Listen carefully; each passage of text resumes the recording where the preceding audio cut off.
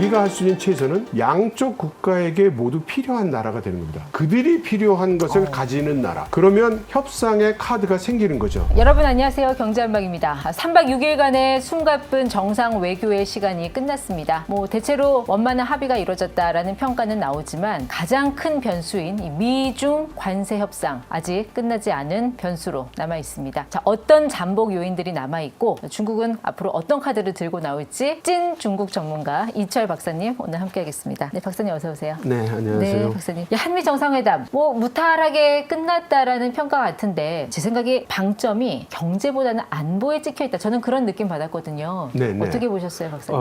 완전히 동의합니다. 언론에서는 주로 우리의 관심사가 경제 분야다 보니까 경제 분야를 많이 다뤘지만 사실 생각해보면 한미 간의 그런 무역 협상은 이미 일단락된 상태에서 가셨고 이번 정상회담의 주요 이슈는 역시 안보일 거라고 하지 않았습니까? 네. 그에 비해서는 그 안보 관련해서 어떤 일이 이루어지는지에 대한 그런 보도가 별로 안 나오고 있죠. 네. 그래서 여러 가지 추측만 지금 키우고 있습니다.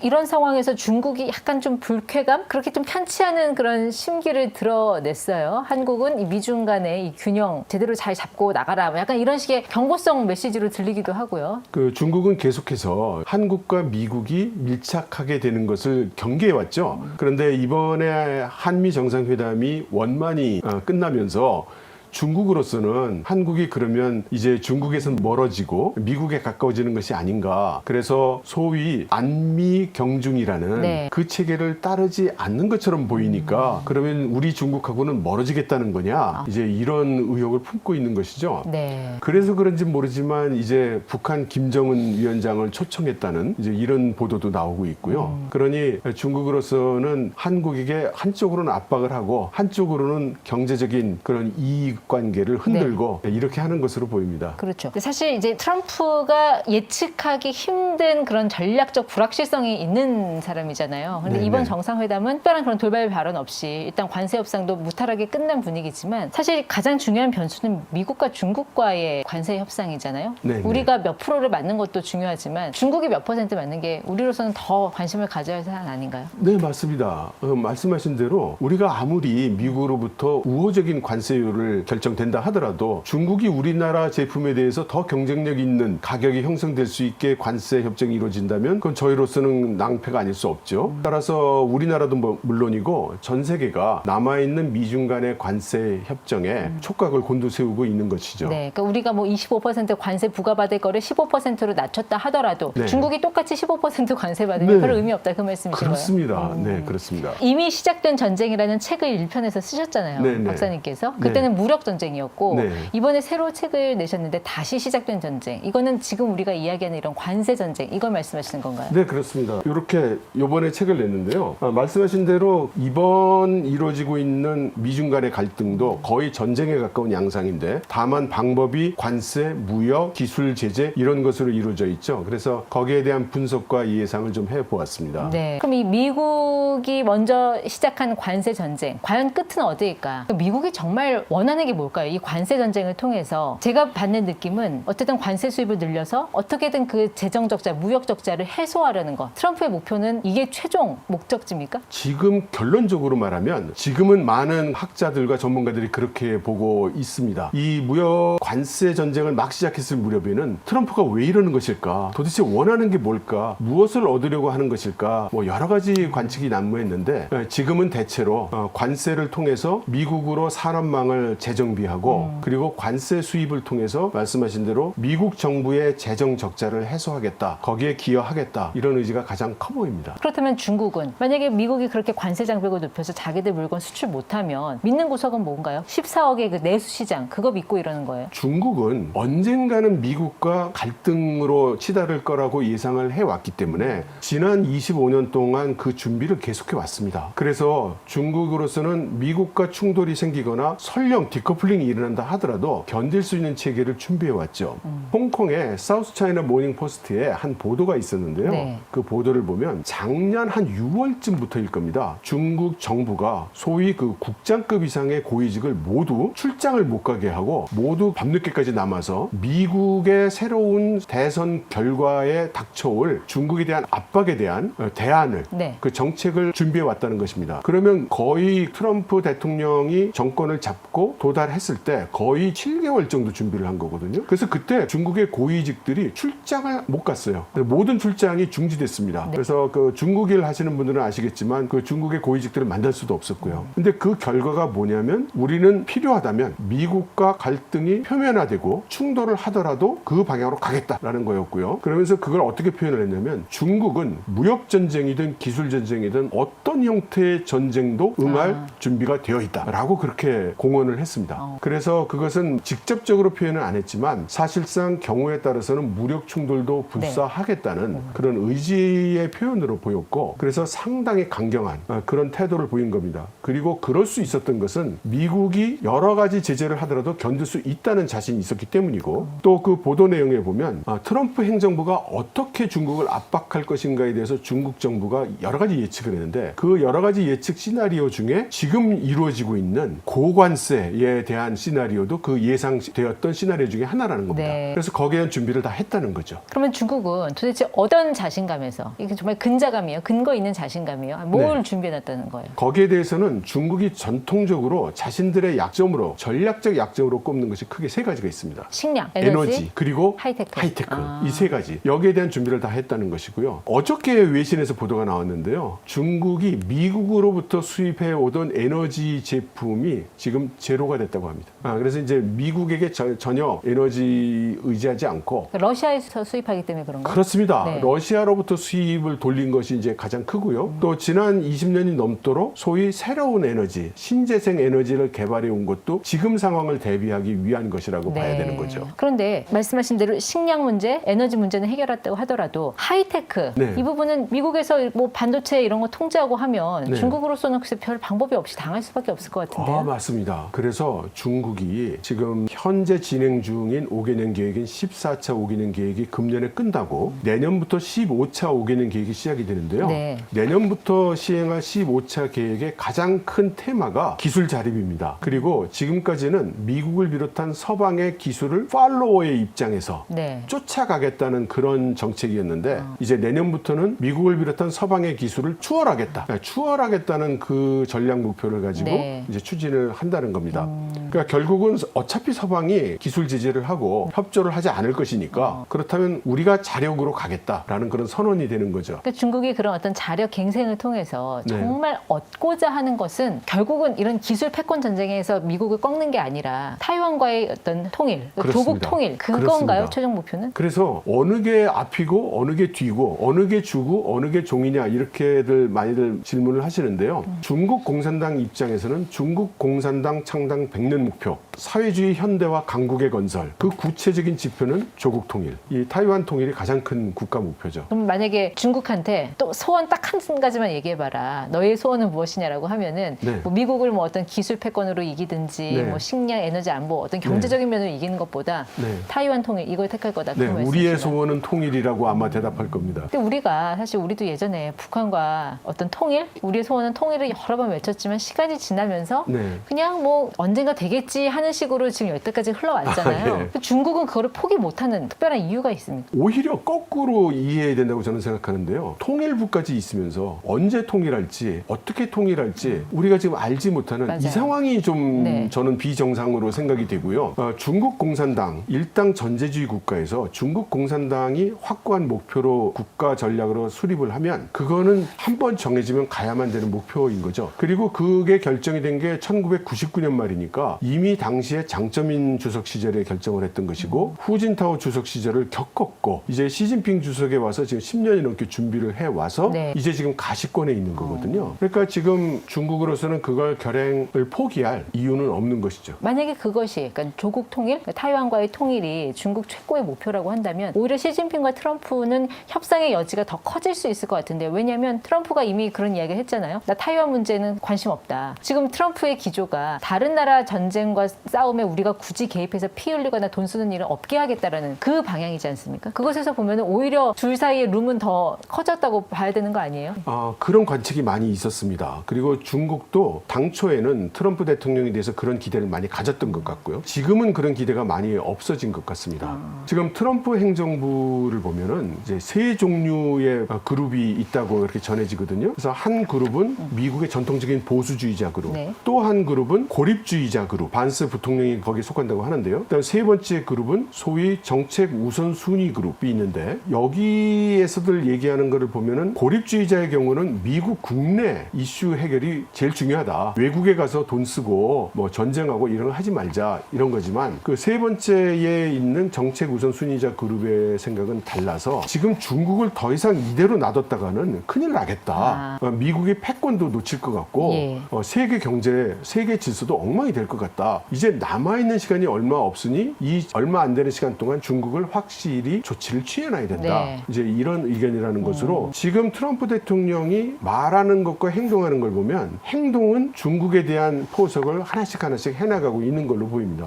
그럼 미국은 중국이 타이완 통일로 멈춘다고 믿을까요? 제 생각에 중국의 타이완 통일이 패권국으로 가는 어떤 하나의 과정이라고 생각하진 않을까요? 당연히 그렇게 생각할 네. 겁니다. 지금 중국 공산당은 말하기를 우리는 미국의 패권에 도전할 생각은 없고 그냥 우리 국내 문제로 소위 반정부 집단을 우리 통일해가지고 국내의 평화를 이룩하려는 거야, 이렇게 이야기를 하지만 그걸 보고 있는 세계 각국의 시각에서 보면 그것으로 끝날 것 같지 않고 네. 중국의 패권주의적 경향이 상당히 보이기 때문에 당연히 경계하지 않을 수 없죠. 그리고 또 미국과 중국이 지금 관세 협상을 타결한다고 해도 네. 그거는 잠시 휴전일 뿐이지 결국 어느 한쪽이 패배해야 저는 이 전쟁이 끝날 것 같거든요. 미국하고 소련도 과거에 한 패권 전쟁 4-50년 걸리지 않았습니까? 네. 이번에는 한 몇 년 갈까요? 상당히 시간이 걸릴 것 같고요. 굉장히 예리한 지적을 하셨는데요. 지금 미국과 중국은 서로가 좋아서 협력을 한다기보다는 서로가 상대방을 배제하고 싶지만 현재 상황과 여건이 그렇게 하기가 어려운, 그래서 할 수 없이 지금 엮여 있는 상태로 보여지기 때문에 네. 설령 이번에 미국과 중국이 어렵게 관세 협상이 이루어진다 하더라도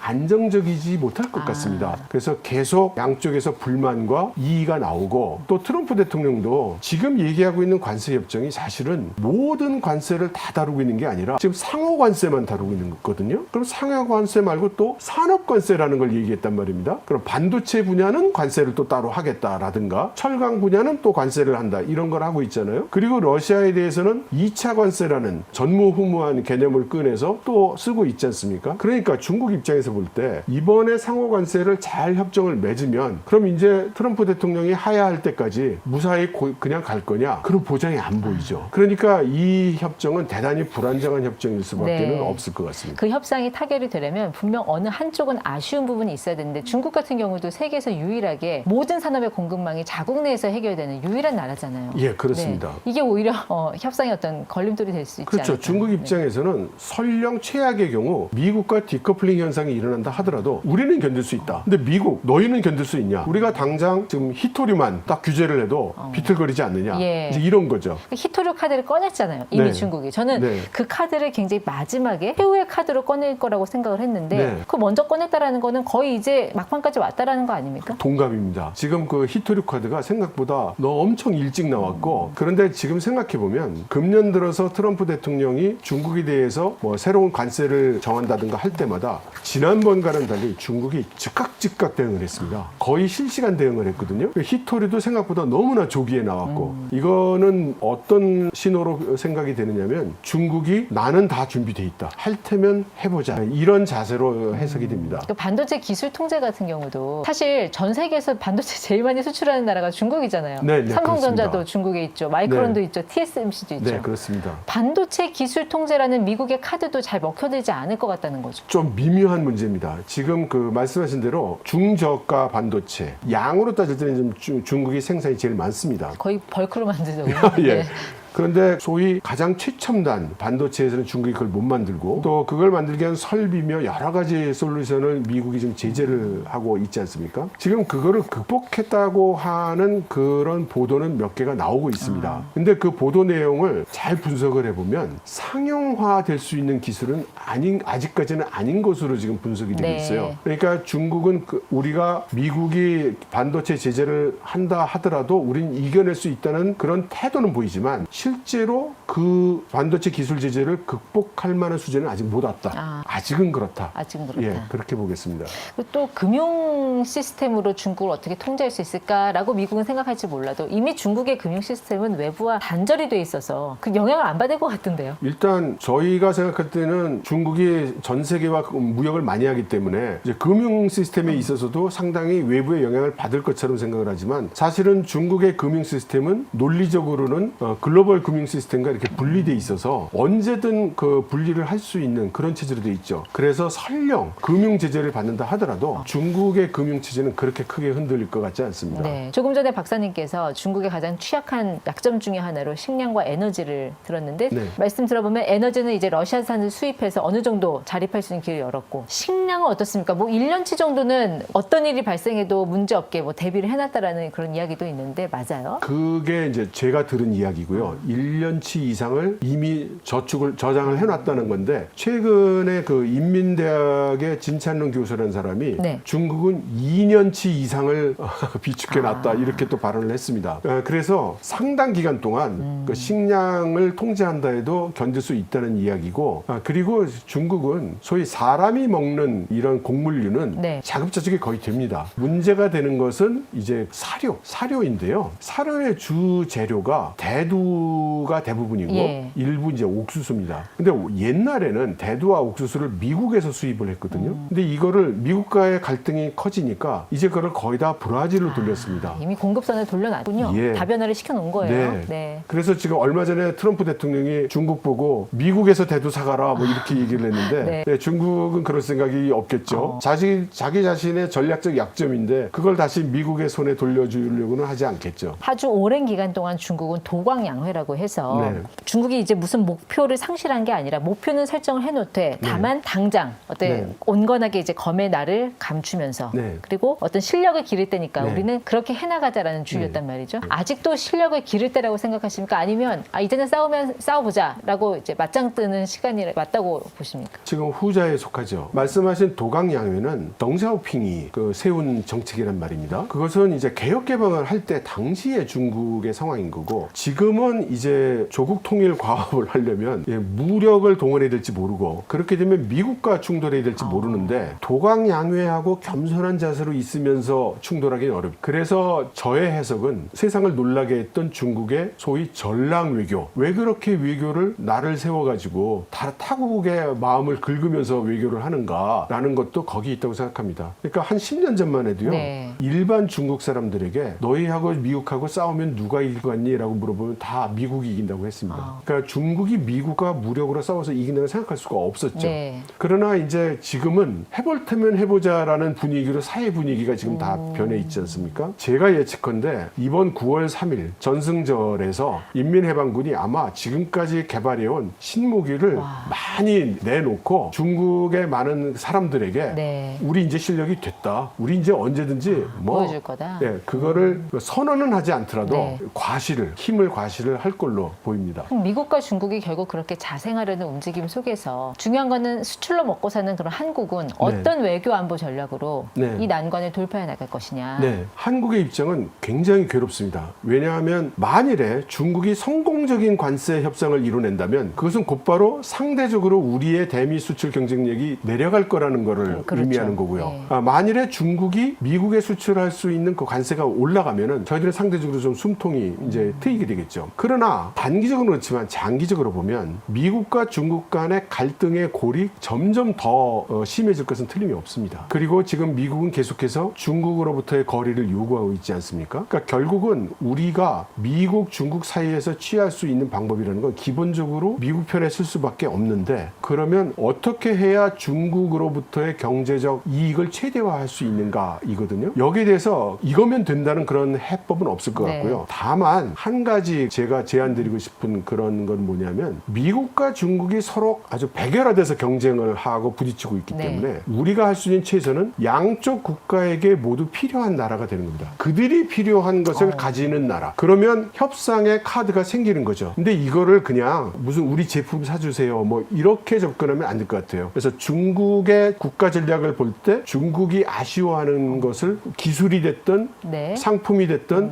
우리가 가져가야 되는 것이고 미국이 중국과 경쟁하면서 아쉬워하는 그런 것들을 기술이 됐든 상품이 됐든 우리가 가져야 되는 것이죠. 미국은 이미 나오지 않았어요, 조선어? 아, 그건 미국을 위한 것이고요. 그렇죠. 예. 다만 중국을 위한 건 아직 뭐가 될지 모르겠어요. 그렇습니다. 그러니까 중국은 그래서 지금 얘기하고 있는 게 중국은 지금 걱정이거든요. 지금 미국, 일본, 한국이 갑자기 막 접근하는 것 같이 보이니까 오늘 아침 중국 국영 매체에 네. 사설이 났습니다. 지금 한중일 FTA를 추진하기로 하지 않았느냐. 빨리 추진하자. 그러니까 이제 한미일 결속의 반대편으로 이렇게 끌어당기려는 거죠. 그걸 보면 우리가 여지가 없는 게 아닙니다. 미국도 우리를 끌어당기려고 하고 네. 중국도 이렇게 끌어당기려고 하지 않습니까? 그래서 우리는 작은 나라여서 미국이나 중국 같은 큰 나라가 하는 거에 방법이 없어. 이럴 게 아니라 저자세로 갈 필요 없다. 그렇습니다. 우리가 그들의 의도를 읽고 그들이 필요로 하는 것, 그들이 아쉬운 게 뭔가 이거를 찾아서 그 부분을 먼저 선점해가는 그런 재빠른 전략이 필요할 것 같습니다. 미중 간의 갈등 속에서 우리가 뭔가 전략적인 어떤 균형자의 역할 중요하다는 말씀. 그렇습니다. 네,